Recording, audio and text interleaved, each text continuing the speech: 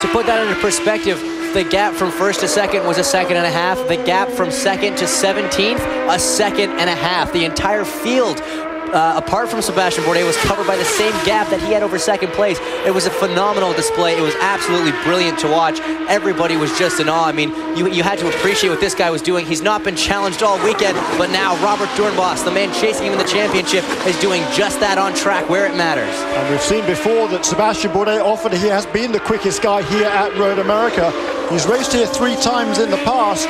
And he's had a dominant time on several occasions, particularly last year. He led 28 out of the 51 laps, but he lost out on strategy. It was AJ Allmendinger that came up with the victory 1 year ago after Bourdais had been completely in control for most of the weekend, and Bourdais knows that exactly that situation is possible again this afternoon, so he's going to make sure that he can just maintain that. Neil Johnny is in and away. They took the red sidewall tire. Oh, and a battle! Going out of the pits, almost contact there. One thing I can say about Neil Johnny's car, speaking to Mark Johnson, the general manager, they struggle with grip later in the afternoons here when everything gets warmed up and going, so we'll see how that plays out for him. We'll head it back upstairs. Thank you, Cameron Steele. Certainly that PKV racing team, they've been very much up and down this weekend. I guess that pretty much characterizes their season, however, James. Yeah, they've not had the best of times. I mean, it's Neil Johnny's pulled off some great results. He's had a few podiums, and just the last race, San Jose came very close to winning it, and then some races are just absolutely lost. So it's not quite the kind of consistency you're going to see to put on a championship attack, try and really go for the title, compete with these two men here. But they certainly have shown their pace at times. And we've talked about it already.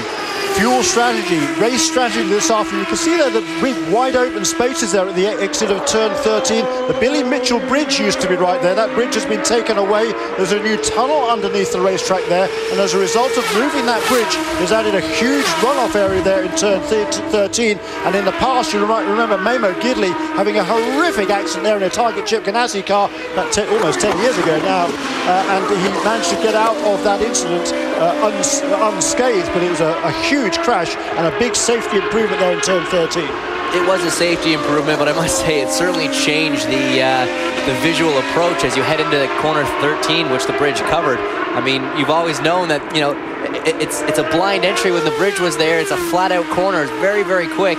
And so when they've removed the bridge, the first lap out here, everyone was kind of shocked. It just changed your whole perspective coming into that corner. So a bit of a shock, but as you say, Jeremy, it was done in the name of safety. So you really can't complain as we see Dan Clark getting racy on Alex Tagliani.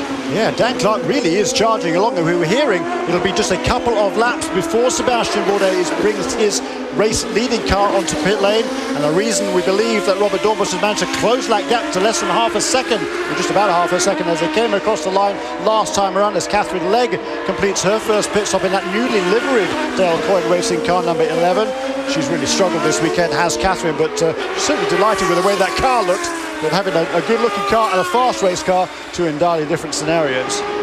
It'll be interesting to see, Jeremy, if our two leaders come in on the same lap. Then it'll put the race down to the pit crews and pit lane, and sometimes that's just as exciting as what's happening on track. So these guys are running nose to tail right now. This is the battle. Alex Tagliani under severe pressure, dropping wheels in the dirt. Dan Clark, they're being very defensive, but Dan, again, a textbook move. He is really on a charge. It certainly is. That'll move him up to 4th place now for Dan Clark. So it's Sebastian Bourdais and Robert Doornbos at the front of the field. Graham Rail less than 2 seconds back. It's still in 3rd place in the second of the Newman House Lanigan Racing cars. And then this battle here between Dan Clark and Alex Tagliani. And there comes Alex Tagliani. He becomes the first of the real leaders to make a pit stop after 13 laps. And Sebastian Bourdais and Robert Doornbos will do at least one more lap before they come onto pit lane. I thought with a couple of laps of caution that they might have been stretching out to at least 14 laps before they came in for their first pit stop. But the last thing you want to do on this 4-mile racetrack is cut it a little bit short and run out of fuel on the racetrack.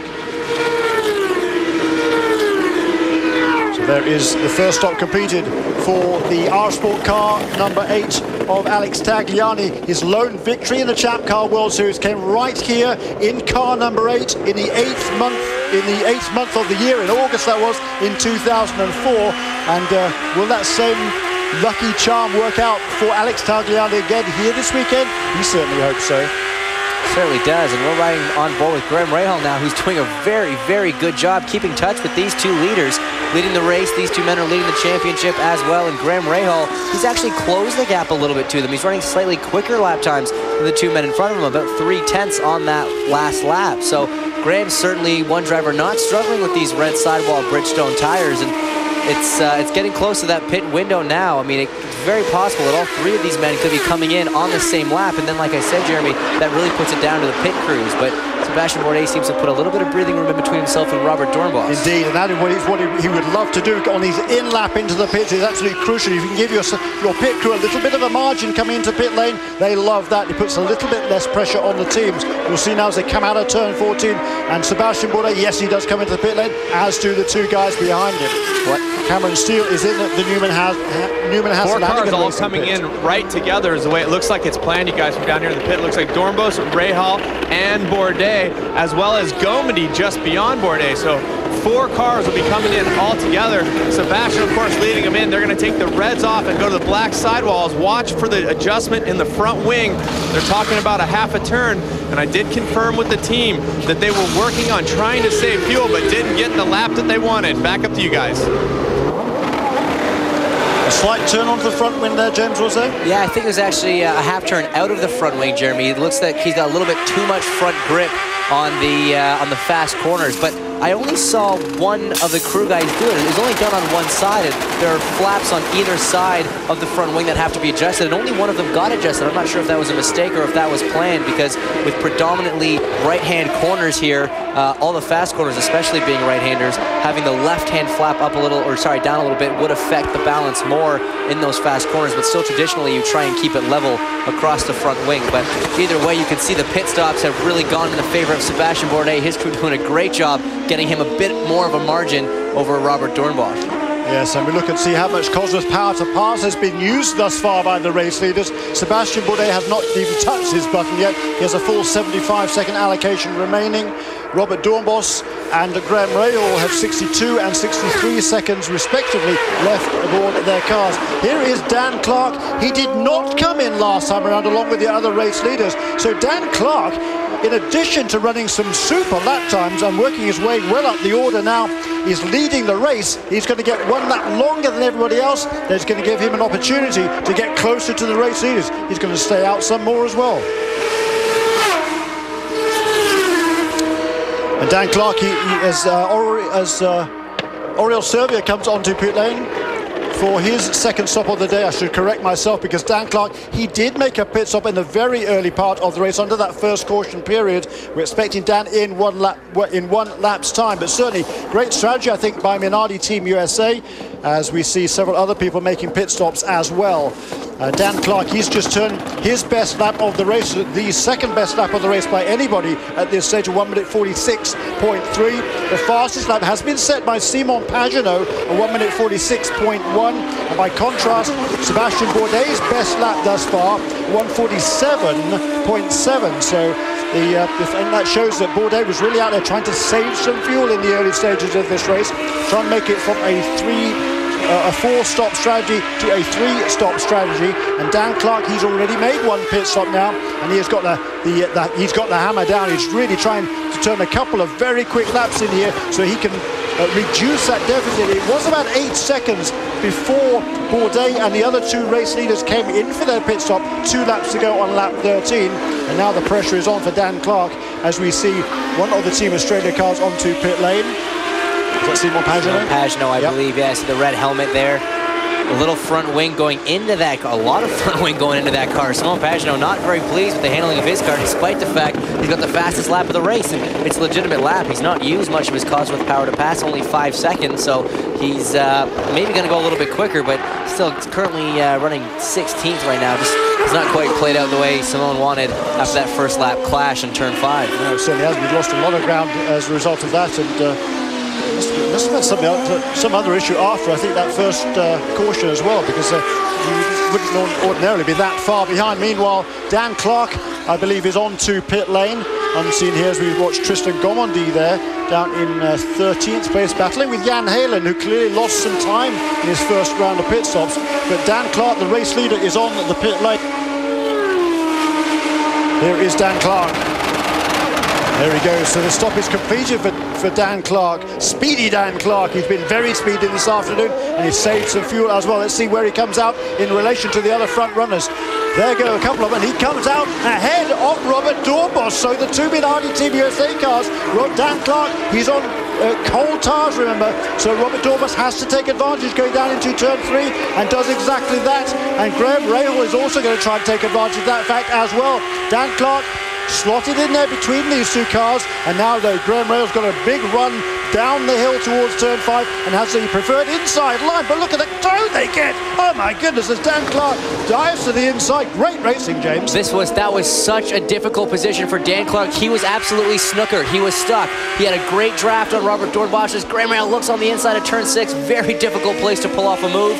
Dan, he had the draft from Robert Dornbos, but Graham was right beside him. He could not do anything with it and was actually quite forceful. Pushed Rahal over to the side a little bit and kind of said, look, I'm going to go for it. And on cold tires, I must say I'm incredibly impressed that he's held off Graham and even tried to take a stab at his teammate there. No love lost between these two contenders here, Dan Clark and Graham Rahal. Think back to the very first race of the season. Graham Rahal making his Champ Car debut at Las Vegas, away from the start line. It was a rolling start, you remember, in Las Vegas, but Dan Clark moved across the track, according to Graham Rahal, and pushed him into the wall as they took the green flag. But now Rahal looks down to the inside again in the corner.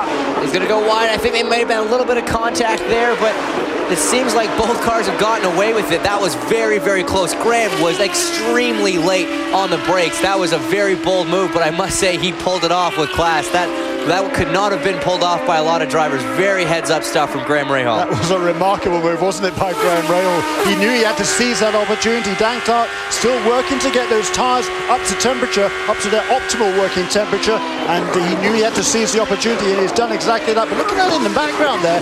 It's Oriol Servia for Forsyth Championship Racing. He's come up from 14th on the grid, and he's now running in 5th position.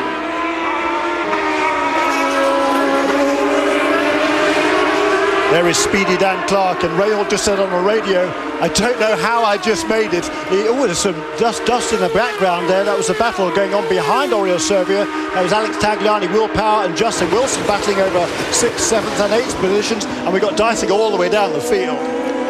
That was just, I'm still in awe of that pass that Graham Rahal made on Dan Clark. I mean, so did he even more. Well, absolutely. I mean, he did have a bit of a draft, but as they got to the brake zone, he was not yet alongside Dan Clark. He was still, a car length behind him, and he gained up all of that ground under braking and just made it work.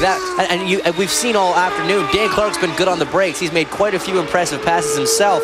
So Graham just took that to the next level. That was cool. And let's give Dan Clark credit there, because we've seen how forceful he can be. He was out just half a lap earlier coming down into turn 5. He put the squeeze there on Graham Rahal, and kudos there to Dan Clark. If he'd have slammed the door there, if he hadn't seen Graham Rahal diving down the inside, there could have been ended both of their races. So heads up driving by Dan Clark. He lets Graham Rahal make that move, or at least he doesn't close the door too late at least. So heads up driving for both of these two, but that was a very ballsy pass. Let's have a look again.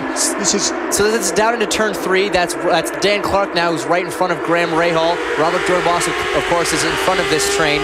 Now, okay, so Graham gets a good draft off of Dan, but Dan's now got the draft from Robert, so he kind of stalls behind there. Dan's got a great run, can't go anywhere. He just kind of forces himself over on Graham. Graham thinks about making the move, not going to happen there. They all play nice. And now the real action up the hill. He looks down the inside of turn 6. Not a real brake zone. You really can't pass there, even though he was pretty close to pulling it off. I mean, Graham Rahal is so aggressive, but he's doing it well. He's heads up driving. Heading through the kink now in turn 7. Down into turn 8, and it was Canada corner where the big pass was finally pulled off. But like I said, Jeremy, both those guys, very professional driving. They are racing so hard, but picture perfect.